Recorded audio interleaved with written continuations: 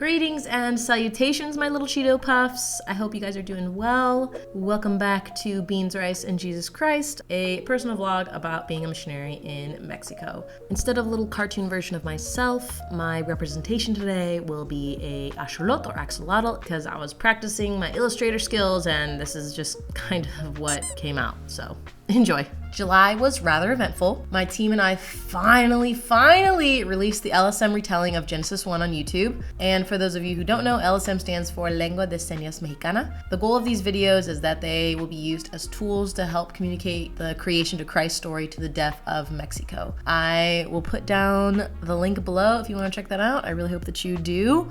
I also flew to San Jose, California, my hometown, to participate and help teach a VBS for one of my supporting churches, and not just any supporting church, but the church I got saved at in 2015. The whole thing felt like a full circle moment for me, and the kids were so amazing. They had a ton of good questions about the deaf and sharing the gospel in sign language. We even got to show the LSM Genesis 1 story I was just talking about, and they super enjoyed it, even without sound. And they even had a bake sale for my ministry, and I just felt so loved and cared for by my church fam. Also, I got some fan art from a supporter. Check this out. How cool is that? In August, I made my 31st consecutive trip around the sun and had a very chill celebration with friends and loved ones. I also started Spanish school, which is a huge first step into becoming a slightly more useful missionary on the field here. It's been really difficult, actually. Spanish is not an easy language, and I do cry occasionally. Do you remember the movie Ratatouille when Remy takes a bite of that strawberry cheese combo and there's these bright, vibrant fireworks going off in his head? Yes, I am not Remy in this case. I am his brother, Emil. When he bites into the cheese, it's just this really faded, dull spark of lights. And that's currently how I'm understanding Spanish. But little by little, I'm learning. We're gonna get there, you guys. Final and most exciting update for August is that two ladies that we've been discipling in the last year decided to get baptized and fully give their lives to Christ. I was bawling. It was so beautiful, and it made me feel like, man, this is what it's all about. Of course, discipling doesn't end with baptism, but it was just a beautiful declaration of their faith. And September wasn't insane.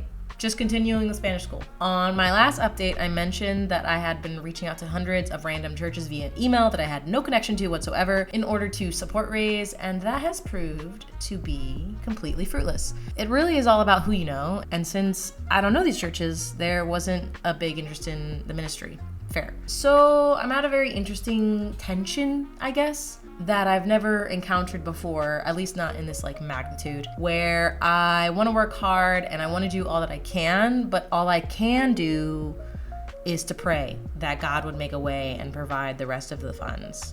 You know what, it's crazy because God has continued to surprise me and introduce me to new people that I don't really have any business knowing who want to join the team and see the deaf of Mexico come to Christ. I would say I'm at approximately 85% now. The goal is to reach 100% by the new year. So if you want to be a part of this amazing work happening in Mexico and help me reach that goal, I will put the link down below. And now it's time for my new favorite segment. Seasoned Saints is the portion of my vlog where I ask missionaries who have gone before me what they wish they knew at my age. So today we have Lori, who has been serving in Ghana and other parts of West Africa with her husband Rob for the last 10 years, and here are her thoughts. Some advice that I would give to new missionaries, I would have to say your inner circle is extremely important, whether they are people that you knew before you went to the foreign field or whether it's people that are starting to come around you on the foreign field. But let's say you've just come to the missions field and it's the people that are still back in your homeland. You are going to have to be the one that reaches out the most, is kind of out of sight, out of mind. Your family will keep in touch with you and really close friends will check in with you. But if you're walking through some hard stuff and you're just needing extra prayer, or you need to, hey, I just need you to pray because there's something that's going on. Those connections are so very important to maintain, to grab a hold of, because there's counsel in that field of people that you've known, that's watched you grow up or that's watched you grow in ministry, whichever way. Make sure that you keep those connections and just reach out to them as much as you possibly can.